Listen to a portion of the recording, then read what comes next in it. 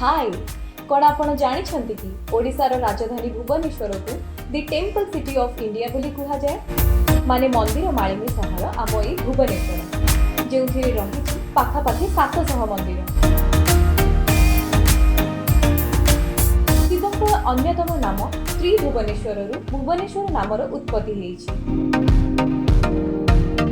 भुवनेश्वर रे रहितबा किछि प्रसिद्ध मंदिर मानकर नाम हैला लिंगराज मंदिर, मुक्तेश्वर मंदिर, राजाराणी मंदिर, अनंत वासुदेव मंदिर इत्यादि।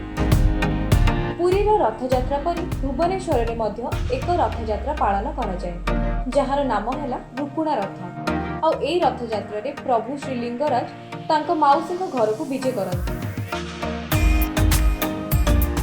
मंदिर एवं रुकुणा रथ सांगकु आहुरी अनेक पर्यटन स्थल भुवनेश्वर रे रहिछि जेमिति कि खंडगिरी, उदयगिरी, धौली शांति स्तूप और नंदनकानन चिड़ियाघर इत्यादि।